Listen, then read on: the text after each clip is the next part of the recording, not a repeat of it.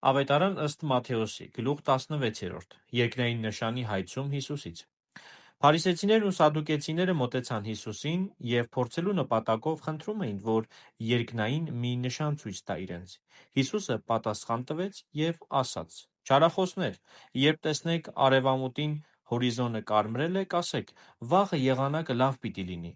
Իսկ առավոտյան, երբ երկինքը կարմրի և մթագնի, կասեք. «Այսօր փոթորիկ պիտի լինի»։ Երբ երկնքին նայելով կարող եք կանխատեսել գալիք եղանակը, ապա չեք կարող ներկա ժամանակների նշանները տեսնելով հասկանալ նրանց իմաստը։ Չար ու շնացող մի սերունդ նշան է ուզում, բայց նրան նշան չի տրվի Հովնան մարգարեի նշանից բացի։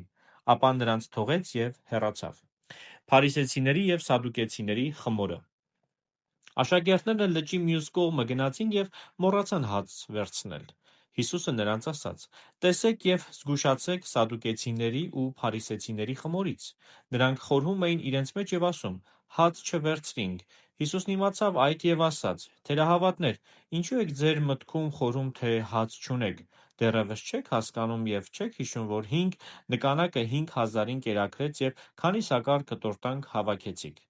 Եվ ոչ էլ 7 նկանակը, որ 4,000-ին կերակրեց և քանի սակար կտորտանք հավաքեցիք։ Արդ ինչպե՞ս չեք հասկանում, որ հացի համար չէ, որ ասացի ձեզ զգուշանալ փարիսեցիների ու սադուկեցիների խմորից։ Այդժամ հասկացան, որ ասել էր զգուշանալ ոչ թե հացի խմորից, այլ փարիսեցիների ու սադուկեցիների աղանդից։ Ո՞վ է Հիսուսը։ Երբ Հիսուսը Փիլիպպյան Կեսարիայի կողմերը ելավ, հարցրեց աշակերտներին և ասաց. «Մարդիկ ի՞նչ են ասում իմ մասին. ով է մարդու որդին»։ Նրանք ասացին. «Մեկն ասում է Հովհաննես Մկրտիչը, մյուսները Եղիան, ոմանք էլ Երեմիան կամ մարգարեներից մեկը»։ Եվ Հիսուսը նրանց ասաց. «Իսկ դուք ինչ եք ասում իմ մասին. ով եմ»։ Սիմոն Պետրոսը պատասխանեց նրան և ասաց. «Դու Քրիստոսն ես, կենդանի Աստծո Որդին»։ Հիսուսը դիմեց նրան և ասաց. «Երանի քեզ, Սիմոն, Հովնանի որդի, որովհետև ոչ թե մարդիկ հայտեցին քեզ այդ, այլ իմ Հայրը, որ երկնքում է։ Ես էլ քեզ ասում եմ, որ դու ժայռ ես, և այդ ժայռի վրա եմ շինելու իմ եկեղեցին, և դժոխքի ուժերը նրան չեն կարողանա հաղթել։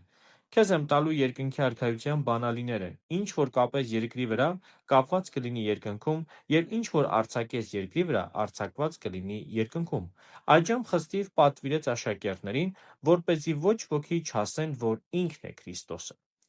Հիսուսը խոսում է իր մահվան և հարության մասին։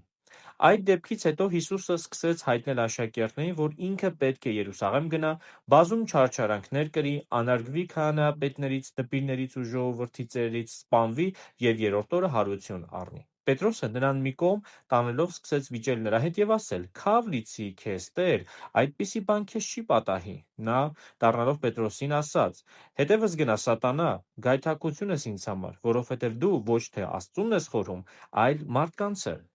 Հիսուսին հետևելու պայմաններ։ Այդժամ Հիսուսն իր աշակերտներին ասաց. «Եթե մեկն ուզում է գալ իմ հետևից, թող ուրանա ինքն իրեն, վերցնի իր խաչը և գա իմ հետևից, որովհետև ով ուզենա փրկել իր կյանքը, այն կկորցնի, իսկ ով կորցնի իր կյանքը ինձ համար, այն կգտնի։ Ինչ օգուտ կունենա մարդ, եթե ամբողջ աշխարհը շահի, բայց իր կյանքը վնասի։ Կամ մարդ ինչ փրկագին կարող է տալ իր կյանքի դիմաց, որովհետև մարդու որդին գալու է իր հոր փառքով, իր հրեշտակներով հանդերձ, և այն ժամանակ յուրաքանչյուրին հատուցելու է ըստ նրա գործերի։ Ճշմարիտ եմ ասում ձեզ, որ այստեղ կանգնածներից ոմանք մահ չեն ճաշակի, մինչև որ չտեսնեն մարդու որդուն եկած իր արքայությամբ»։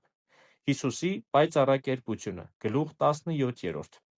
6 օր հետո Հիսուսն իր հետ վերցրեց Պետրոսին, Հակոբոսին ու նրա եղբորը Հովհաննեսին, նրանց առանձին հանեց մի բարձր լեռ, և նրանց առջև պայծառակերպվեց։ Նրա դեմքը արեգակի պես լուսավորվեց, իսկ եսները լույսի պես սպիտակ դարձան։ Եվ ահա նրանց երևացին Մովսեսն ու Եղիան, որոնք խոսում էին Հիսուսի հետ։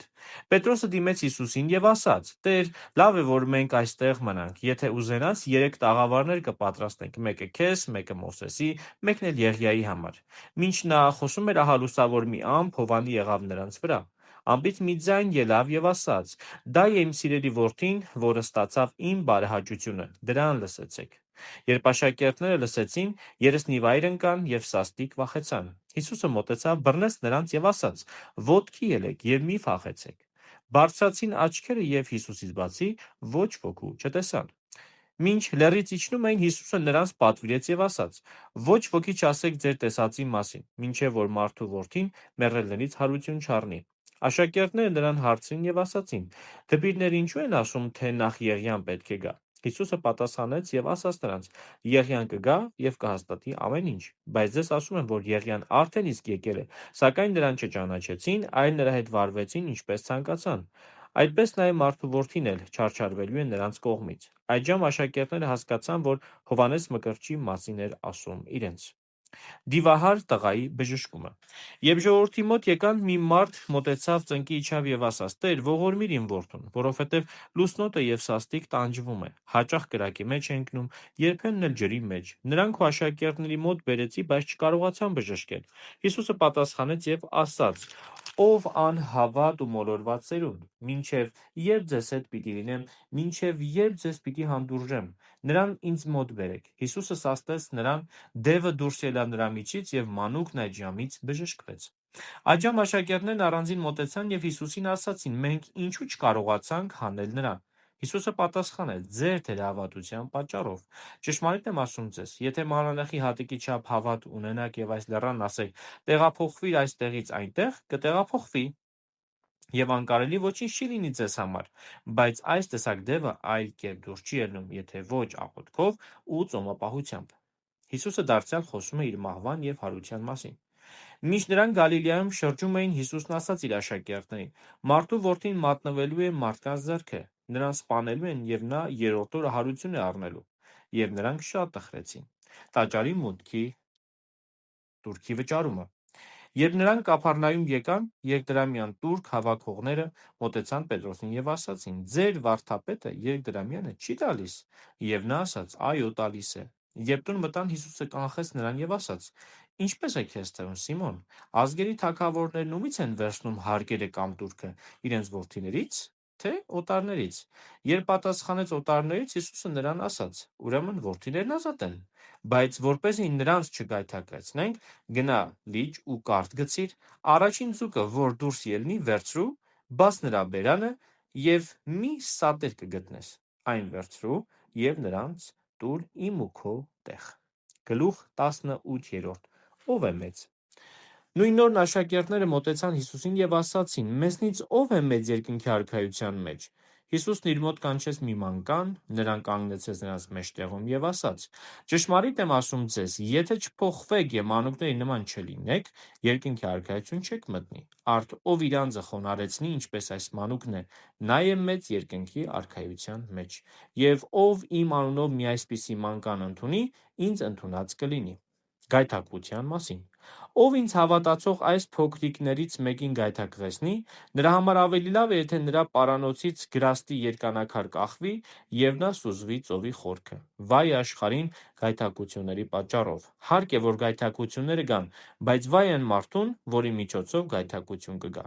Եթե ձեռքդ կամ ոտքդ գայթակղեցնում է քեզ, կտրիր այն եւ դեն նետիր քեզնից, քեզ համար ավելի լավ է մեկ ձեռքով կամ կաղ մտնել կյանք, քան թե երկու ձեռք ու երկու ոտք ունենալ եւ հավիտենական կրակի մեջ ընկնել։ Եվ եթե աչքդ գայթակղեցնում է քեզ, հանիր այն եւ դեն նետիր քեզնից։ Քեզ համար ավելի լավ է մեկ աչքով հավիտենական կյանք մտնել, քան թե երկու աչք ունենալ եւ գեհենի կրակն ընկնել։ Զգույշ եղեք, չարհամարհեք այս փոքրիկներից որևէ մեկին, ասում եմ ձեզ, որ նրանց հրեշտակները երկնքում մշտապես տեսնում են իմ երկնավոր հոր երեսը, որովհետեւ մարդու որդին եկավ կորածին փրկելու։ Կորուսյալ ոչխարը։ Ինչպե՞ս է ձեզ թվում, եթե մարդ 100 ոչխար ունենա եւ նրանցից մեկը մոլորվի, 99 ոչխարը չի թողնի լեռներում եւ գնա մոլորվածին փնտրելու։ Եվ եթե պատահի գտնի նրան, ճշմարիտ եմ ասում ձեզ, որ այդ ոչխարի համար ավելի կուրախանա, քան 99-ի համար, որոնք մոլորված չեն։ Այդպես էլ իմ երկնավոր հայրը պիտի ցանկանա, որ այս փոքրիկներից մեկը կորչի։ Եթե եղբայրդ քո դեմ մեղանչի, գնա հանդիմանիր նրան, երբ դու ու նա առանձին եք։ Եթե քեզ լսի, քո եղբորը շահած կլինես։ Իսկ եթե քեզ չլսի, վերցու քեզ հետ 1 կամ 2 հոգու ևս, որպեսզի 2 եւ 3 վկաների բերանով հաստատվի ամեն խոսք։ Իսկ եթե նրանց էլ չլսի, ասա եկեղեցու ժողովին։ Եթե եկեղեցուն էլ չլսի, թող քեզ համար լինի որպես հեթանոս եւ մաքսավոր։ Ճշմարիտ եմ ասում ձեզ, ինչ որ կապեք երկրի վրա, կապված կլինի երկնքում, եւ ինչ որ արձակեք երկրի վրա, արձակված կլինի երկնքում։ Դարձյալ ասում եմ ձեզ, եթե երկրի վրա ձեզնից 2 հոգի միաբանվեն որևէ բանի համար, ինչ էլ որ խնդրեն, կլինի նրանց իմ հորից, որ երկնքում է։ Որովհետև որտեղ 2 կամ 3 հոգի հավաքված են իմ անունով, ես այնտեղ նրանց մեջ եմ։ Այդ ժամանակ Պետրոսը մոտեցավ նրան եւ ասաց. «Տեր, եթե եղբայրս մեղանչի իմ դեմ, քանի անգամ ներեմ նրան»։ Մինչև 7 անգամ։ Հիսուսն ասաց նրան. «Քեզ չեմ ասում մինչև 7 անգամ, այլ մինչև 70 անգամ 7»։ Պարտադիր ծառայի առակը։ Երկնքի արքայություն նմանվում է մի թագավորի, որը ցանկացավ իր ծառաների հաշիվները քննել։ Երբ սկսեց հաշվեկնությունը, նրա մոտ բերվեց 10,000 քանքարի մի պարտապան։ Քանի որ հատուցելու ոչինչ չուներ, նրա տերը հրամայեց վաճառել նրան, նրա կնոջը, որդիներին եւ այն ամենը, ինչ ուներ, եւ հատուցել։ Ծառան ընկավ նրա առաջ, երկրպագեց նրան եւ ասաց. «Համբերատար եղիր իմ հանդեպ, եւ բոլորը կհատուցեմ քեզ»։ Ծառայի տերը գդալով արձակեց նրան եւ պարտքը ներեց։ Իսկ ծառան դուրս գալուն պես գտավ իր ծառայակիցներից մեկին, որն իրեն 100 դահեկան էր պատկի, եւ բռնելով նրան, սկսեց խեղդել եւ ասել. «Հատուցիր ինձ պարտքդ»։ Ծառայակիցը ընկնելով նրա ոտքերը, սկսեց աղաչել նրան եւ ասել. «Համբերատար եղիր իմ հանդեպ, եւ կհատուցեմ քեզ»։ Բայց նա չցանկացավ, այլ գնաց նրան բանտը գցեց, մինչև պարտքը հատուցեր։ Նրա մյուս ծառայակիցները, երբ տեսան պատահածը, վշտացան եւ եկան հայտնեցին իրենց տիրոջն այն ամենը, ինչ եղել էր։ Այդ ժամանակ տերը կանչեց նրան եւ ասաց. «Չար ծառա, ամբողջ պարտքդ քեզ ներեցի, որովհետեւ աղաչեցիր ինձ։ Արդ պարտք չէր, որ դու էլ ողորմեիր քո ծառայակցին, ինչպես ես քեզ ողորմեցի, եւ պարտքը ներեիր»։ Եվ նրա տերը բարկանալով նրան հանձնեց դահիճներին, մինչև հատուցեր ամբողջ պարտքը։ Նույն կերպ էլ կանի ձեզ իմ հայրը, որ երկնքում է, եթե յուրաքանչյուրդ սրտանց չների իր եղբոր հանցանքները։